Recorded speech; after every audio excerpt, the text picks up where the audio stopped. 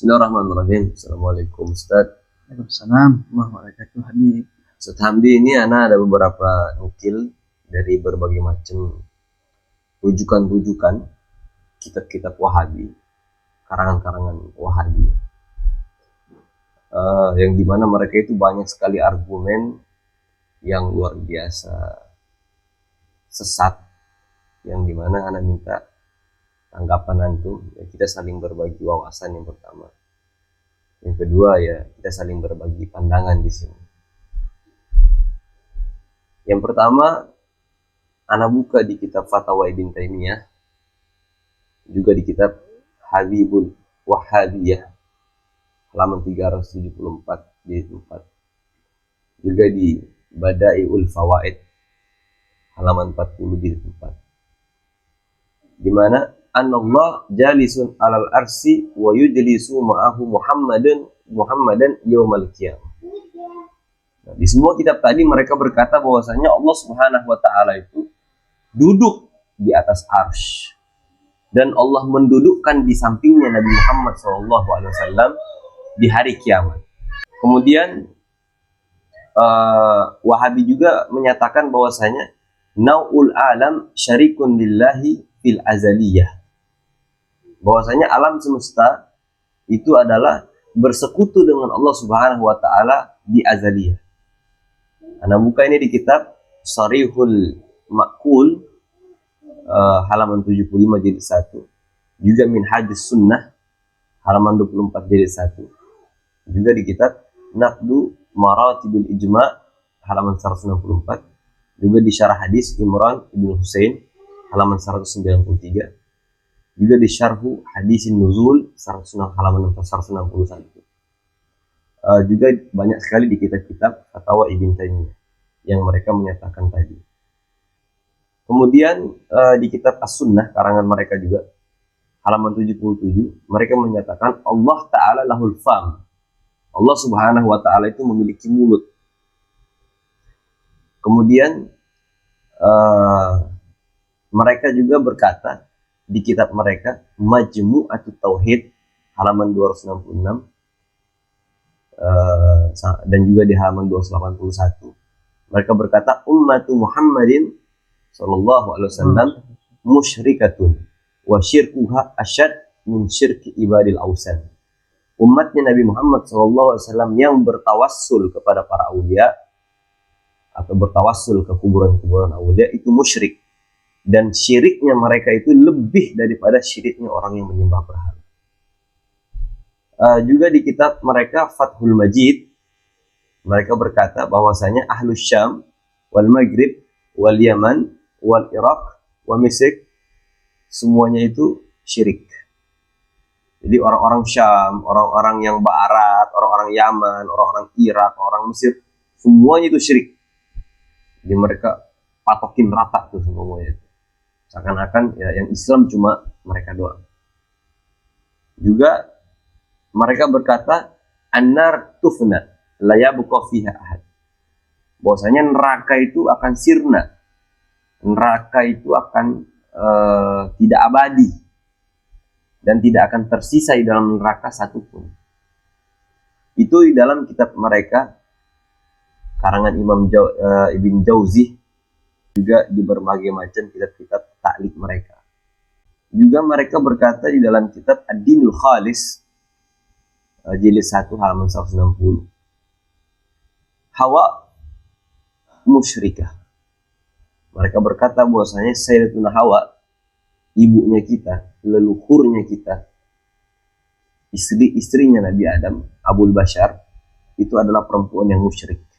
Mereka juga berkata Abu Jahal wa Abu Lahab aksar tauhidan wa akhlas imanan min haula'il muslimin alladzina yaquluna la ilaha illallah Muhammadur Rasulullah wa yatawassaluna bil anbiya. Bahwasanya Abu Jahal, Abu Lahab itu lebih bertauhid, lebih murni imannya daripada orang-orang muslim yang menyatakan la ilaha illallah Muhammadur Rasulullah, akan tetapi mereka bertawassul kepada para aulia. Juga para Wahabi mereka itu berargumen bahwasanya kafir siapapun yang bermazhab daripada 4 mazhab. Jadi nggak boleh kita bermazhab, kata para Wahabi. Juga ana baca di kitab Fatawa Albani halaman 523, Imam Bukhari mentakwil firman Allah Subhanahu wa taala, kullu syai'in halik illa wajha. Ditakwil sama Imam Bukhari, illa mulkahu, yang dimaksudkan dengan segala sesuatu akan sirna kecuali wajahnya Allah, yakni Imam Bukhari mentakwil kecuali kekuasaan Allah Subhanahu wa taala. Nah, di situ para Wahabi mereka berkata bahwasanya siapapun yang mentakwil surah kullu syai'in halik illa wajha itu bukanlah orang muslim. Artinya mereka itu mengkafirkan Imam Bukhari radhiyallahu taala anhu, na'udzubillah. Kemudian Wahabi juga mereka menyatakan dam kulli man shalla 'ala nabi sallallahu alaihi wasallam jahran ba'dal azan wa ya'tabirunahu ashaddu minaz zina. Itu ana baca di kitab Tarikhus Sultanah Al-Utsmaniyah. Juga di kitab Ad-Dalilul Kafi. Nah, mereka para Wahabi mereka menyatakan bahwasanya darahnya orang yang bersolawat kepada Nabi Muhammad SAW setelah azan dengan kencang itu halal darahnya. Jadi orang yang bersolawat kepada Nabi setelah azan, Allahumma shalli ala sayyidina Muhammad wa ala sayyidina Muhammad, itu hukumnya darahnya halal. Padahal anak baca di kitab Minhajut Thalibin hukumnya sunnah. Ini malah halal darahnya. Artinya kan murtad, kafir. Orang yang bersolawat kepada Nabi SAW. Kemudian Wahabi juga di dalam kitab Fatawa Muhimmah halaman 45 mereka menyatakan al-ihtifal bi maulidin Nabi SAW haram. Bahwasanya mengadakan acara maulid Nabi Muhammad SAW itu hukumnya haram. Hampir-hampir mereka itu memurtadkan orang yang mengadakan acara maulid Nabi Muhammad SAW. Juga di dalam kitab Fatawa Muhimmah halaman 32 mereka berkata, qiraatul Quran al-amwatil muslimin minad dhalal. Membaca Al-Quran untuk orang-orang yang telah meninggal itu adalah termasuk kesesatan yang luar biasa. Kemudian di dalam kitab mereka Al-Maut juga di berbagai macam kitab-kitab mereka itu berkata haram alal muslimin an yakunu fi tashayyu'il janazah at-tauhid billahi subhanahu wa ta'ala. Haram hukumnya untuk kita menyatakan la ilaha illallah ketika mengangkat jenazah ke kuburannya. Mereka menyatakan itu haram. Juga di dalam kitab Fatawa Albani halaman 63 mereka berkata haram ziaratul ahya lil ahya fil idaini kama. Jadi haram ziarahnya orang yang hidup ke orang yang hidup di hari raya Idul Fitri atau hari raya Idul Adha. Jadi nggak boleh silaturahmi itu, nggak boleh saling ziarah atau saling datang mendatangi. Hukumnya haram katanya. Kemudian ayat laisa kamitslihi syai'un wa huwas samiul basir di ayat ke-11 surah Asy-Syu'ara, mereka para Wahabi di kitab Bughyatul Mirtad halaman 178 mereka bilang hazihil ayat la takhlu min tashbih lillahi bi khalqatin. Ayat ini itu tidak sunyi daripada penyerupaan Allah Subhanahu wa taala dengan makhluk. Artinya Allah berfirman tidak ada yang menyerupai Allah Subhanahu wa taala sesuatu apapun. Mereka menyatakan enggak, ayat ini tetap ada penyerupaan Allah kepada makhluk. Artinya mereka mentakwil ayat ini. Mereka juga para Wahabi, mereka berkata haram alal imam wal ma'mum raf'ul aidi al-aidi lid-du'a akibas salati wa ta'mimil ma'mum khalfal imam. Jadi haram bagi imam dan makmum untuk mengangkat tangan ketika doa setelah sholat. Itu haram. Dan haram bagi makmum untuk mengucapkan amin di belakang imam. Itu diantara beberapa kitab Ustaz yang Anda nukil dari kitab-kitabnya para Wahabi. Itu bagaimana kita menanggapinya dan bagaimana kita membantah kesesatan ini yang telah disebarkan di banyak sekali kalangan-kalangan orang awam. Nah, jadi yang pertama Ustadz yang harus kita ini adalah di kitab mereka Fatwa Ibn Taimiyah, dan juga di kitab mereka Hadibul Wahhabiyah, dan juga di kitab mereka Bada'iul Fawaid. Yang pertama kita patahkan argumen mereka adalah mereka menyatakan Innallah jalisun al-arsi wa yujlisu ma'ahu Muhammadan yaumal qiyamah. Nauzubillah min dzalik. Mereka menyatakan Allah duduk di arsy dan Allah duduk ke Nabi Muhammad di pinggirnya di hari kiamat. Itu bagaimana kita menyikapi yang pertama dari kitab mereka itu, argumen mereka itu. Bismillahirrahmanirrahim.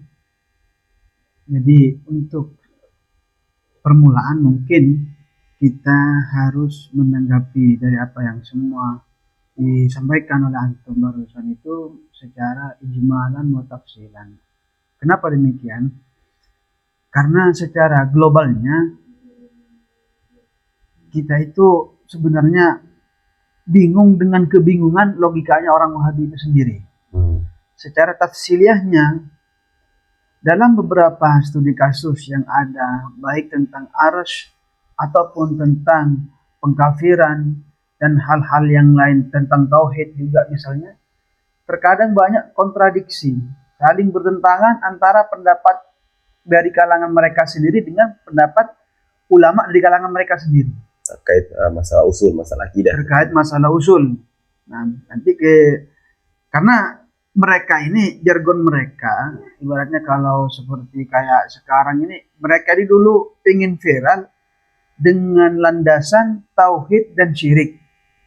Jadi seolah-olah kelompok yang tidak sama dengan mereka dalam memahami akidah, misalkan yaitu tauhid, ataupun tidak kemudian sama tentang memahami tentang syirik kepada Allah itu bagaimana prosesnya, sehingga semua kelompok-kelompok di luar selain di kelompok kalangan mereka itu semuanya dituduh kafir, dituduh keluar dari Islam, murtad dan lain sebagainya. Jadi seakan-akan yang Islam itu cuma mereka aja udah gitu.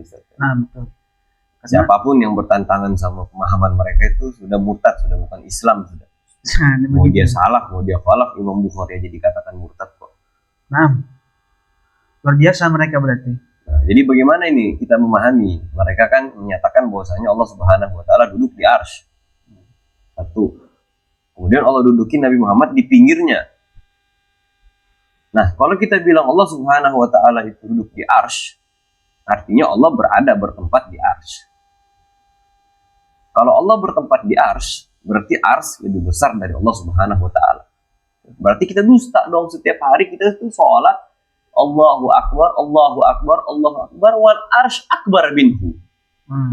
Kita menyatakan Allah Maha Besar, Allah Maha Besar, Allah Maha Besar, tapi ternyata arsy lebih besar dari Allah Subhanahu wa taala. Karena Allah bertempat di arsy. Itu kata mereka. Ya, yang jadi argumen mereka sih itu adalah firman Allah Subhanahu wa taala, Ar-Rahman 'alal arsy istawa. Allah di atas arsy beristiwa. Nah, mereka menyatakan dan menerjemahkan istiwa itu adalah bersemayam, bertempat, al-intiqalu wal hulul. Itu pemahaman mereka, sehingga mereka bisa menyatakan Allah itu bertempat di arsy. Nah, bagaimana kita menyikapi dan memahami ayat ini? Dengan pemahaman yang benar, bukan dengan pemahaman yang salah. Karena di sini kan Allah bilang Ar-Rahman ala, yang pertama Allah pakai lafaz ala, bukan fi. Allah nggak bilang Allah di arsy. Allah bilang Ar-Rahman alal arsy. Ala itu kan menunjukkan arti isti'la secara ilmu nahwu. Ala itu kan memiliki arti tinggi. Berarti kan kita bisa menafsirkan Allah derajatnya tinggi, lebih tinggi daripada arsy-nya Allah Subhanahu wa taala. Karena Allah pakai ala. Dan istawa itu maklum, bisa diketahui istawa itu bukan bersemayam. Istawa itu isti'la. Allah Subhanahu wa taala tinggi derajatnya, lebih tinggi dari arsy. Kenapa kok mereka itu bisa dapat pemahaman Allah itu bertempat di arsy? Sedangkan Sayyidina Ali karramallahu wajhah, beliau berkata, Allahu kan bila makan. Ini hadis yang diriwayatkan oleh Imam Bukhari. Allah itu ada, dan adanya Allah itu tanpa adanya tempat. Juga Imam Ghazali dalam kitab Ihya Ulumuddin beliau bilang Allahu kan wa huwal an alam alaihi kan. Allah Subhanahu wa taala sudah ada sebelum menciptakan tempat. Terus bagaimana adanya Allah sekarang? Adanya Allah sekarang sebagaimana sebelum Allah menciptakan tempat pada alam semesta. Dan hanya Allah yang tahu begitu. Gak bisa Artinya kita bisa memahami itu. Bagaimana bisa Allah tidak bertempat? Toh Allah udah ada sebelum menciptakan tempat. Itu adanya Allah sekarang. Berarti anggapan kemudian para pendahulu Wahabi yang mengatakan Allah di arsy itu, bersemayam di dalam arsy itu akibat letak kesalahan daripada nalar logika. Makanya ulama kita itu kan melarang kita menalar adanya Allah di mana, tempatnya di mana, bagaimana. Mungkin begitu ya.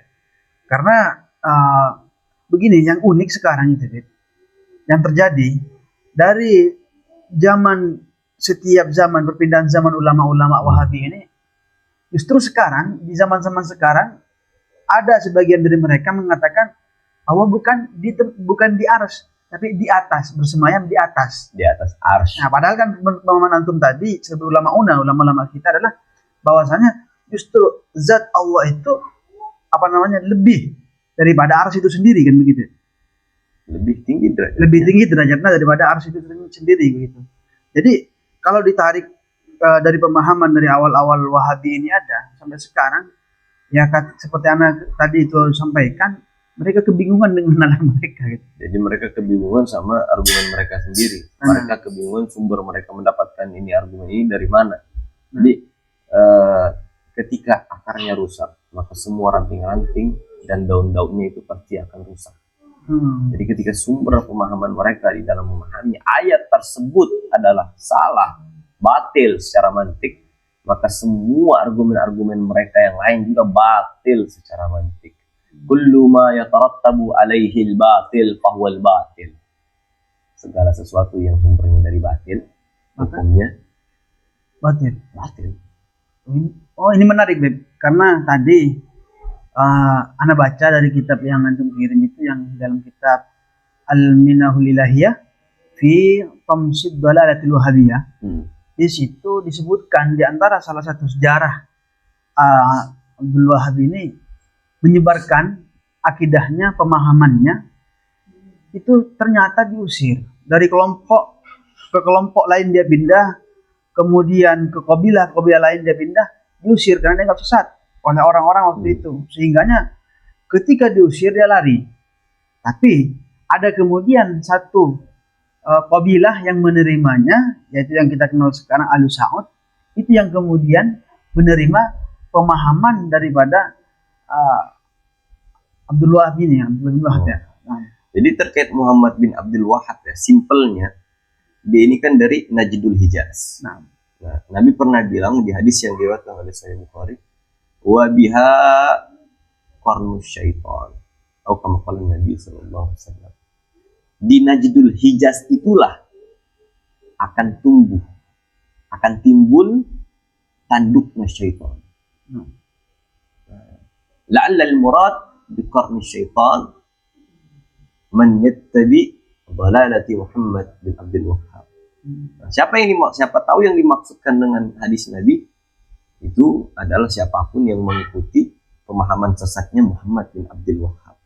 Karena kan Wahabi ini kan mereka itu kan dinisbatkan Wahabiyah itu kan dari Muhammad bin Abdul Wahhab. Sebagaimana contohnya mazhab Syafi'iyah. Lafaz Syafi'iyah itu dinisbatkan daripada Syafi'i, kakeknya daripada Imam Syafi'i. Kalau Imam Syafi'i namanya kan ya Muhammad bin Idris. Mereka para Wahabi itu kan disebutkan Wahabi dari Muhammad bin Abdul Wahab. Sedangkan hadis Sahih Bukhari Nabi menyatakan wabiha tala'a qarnu syaitan atau kama qala Nabi. Di Najdul Hijaz itulah akan timbul tanduk-tanduknya syaitan. Nauzubillah. Mereka itu ingin menghancurkan Islam. Lewat cara apa? Mendoktrin orang-orang Islam sehingga jadi kader-kader yang bisa merusak pemahaman-pemahaman akidah-akidah Islam, di antaranya tadi. Nah, jadi bagaimana kita menyikapi, balik lagi di awal, mereka itu kan menyatakan seperti itu. Artinya kan secara nggak langsung dan secara langsung terang-terangan juga mereka menyatakan Allah itu ya berintikal dan hulul. Allah itu bertempat dan berpindah-pindah sebagaimana berpindah-pindahnya makhluk. Bahkan mereka menafsirkan laisa kamitslihi syai'un. Mereka menafsirkan enggak, Allah tetap sama dengan makhluk. Ada segi persamaan dengan makhluk, kata mereka. Di antara segi persamaannya, ya Allah bertempat di singgasananya, yaitu arsy. Kita bertempat di singgasana kita, yaitu rumah kita, dunia. Jadi mereka itu kan yang menariknya lagi itu sebagian dari pendapat-pendapat mereka itu satu sisi terkadang ada yang sama dengan Syiah, satu sisi yang lain memang sangat bertolak belakang dengan pemahaman Ahlus Sunnah atau mazhab-mazhab yang ada sebelum mereka ini muncul. Jadi kalaulah kemudian kita kembali kepada yang antum awal tadi paparkan, jazakumullah khair, kalaulah istawa, alal arsy istawa itu kemudian zatnya Allah itu justru lebih tinggi daripada arsy itu sendiri, ya bagaimana kemudian mereka itu mengatakan bahwasanya kelak Nabi Muhammad itu bersanding dengan Allah? Itu dengan otomatis sudah terbantahkan itu. Walaupun tidak menutup kemungkinan, tapi kan mereka itu menyandingkan Nabi Muhammad di sisi Allah di arsy itu kan mereka dengan logikanya sendiri, dengan keterbatasan akalnya sendiri untuk. Sebab setahu Al-Fakir itu belum ada sebenarnya yang mengatakan secara baik hadis bahwasanya kelak di akhirat Nabi Muhammad itu bersanding dengan Allah di arsy-Nya. Atau mungkin bagaimana Pak? Jadi kita ambil khulasahnya untuk bantahan daripada ucapan mereka. Mereka menyatakan, dan ini juga banyak diambil oleh orang-orang awam, menafsirkan Al-Quran dengan ra'yu mereka sendiri. Padahal di dalam hadis yang diriwayatkan oleh, bahkan diucapkan sendiri oleh Sayyidina Abu Bakar As-Siddiq, beliau berkata, "Man qala fil Qur'an bi ghairil ilmi falyatabawwa maq'adahu minan nar." Siapapun yang menafsirkan, membawa Al-Quran tanpa adanya landasan ilmu, maka siapkanlah tempatnya dia di neraka Jahannamnya Allah Subhanahu wa taala. Nah, di sini mereka menafsirkan dengan pemahaman logika mereka yang sangat-sangat terbatas. Jadi mereka menafsirkan Allah Subhanahu wa taala itu yang berada di arsy. Allah itu berada di arsy. Jadi pemahaman yang benar, Allah itu tidak bertempat, tidak terikat dengan waktu, tidak terikat dengan tempat. Yang pertama hadis yang diriwayatkan oleh Sayyidina Ali, bahwasanya Allahu kan bila makan. Allah itu ada dan adanya Allah sekarang tanpa adanya tempat. Loh, bagaimana kita bisa memahami Allah itu ada tanpa adanya tempat? Emang bisa sesuatu itu ada tanpa adanya tempat? Jika kalian bisa percaya Allah itu ada sebelum adanya alam semesta, kenapa kalian tidak bisa percaya sekarang adanya Allah sebagaimana adanya Allah sebelum menciptakan alam semesta? Gampang, simpel memahaminya. Allah kan bila makan wa huwal an alam alaihi kan. Allah ada tanpa tempat dan adanya Allah sekarang sebagaimana adanya Allah sebelum menciptakan tempat. Itu satu. Yang kedua, Ar-Rahman 'alal arsy istawa. Allah di atas arsy beristiwa. Artinya di atas, yakni Allah Subhanahu wa taala derajatnya di atas ars, melebihi ars, melebihi makhluknya. Ars sudah sebegitu agung singgasananya, tetapi lebih agung Allah Subhanahu wa taala. Ars begitu tinggi tempatnya, tetapi lebih tinggi derajatnya Allah Subhanahu wa taala. Jadi maksud daripada istawa di situ adalah isti'la. Makna bahasanya isti'la. Isti'la itu yakni derajatnya tinggi di atas ars. Dan Allah bukan berada di atas ars, melainkan adanya Allah Subhanahu wa taala sebagaimana sebelum Allah menciptakan ars. Nah, disitulah kemudian banyak yang salah paham. Menangkap daripada keterangan-keterangan kadang dari ustaz ataupun kiai, atau bahkan ustaz itu sendiri kemudian memang banyak salah paham. Banyak, sangat banyak.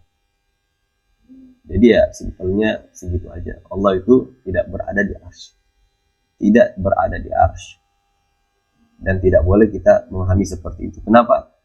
Karena jika Allah Subhanahu wa taala berada di arsy, kita tiap hari mengucapkan Allahu Akbar, Allahu Akbar, Allahu Akbar, wal arsyu akbar minhu. Allah maha besar, Allah maha besar, Allah maha besar. Ya, ars ternyata lebih besar dari Allah Subhanahu wa taala. Berarti ars lebih luar biasa dari Allah Subhanahu wa taala. Alhamdulillah. Sesuatu yang bertempat, otomatis tempatnya lebih besar.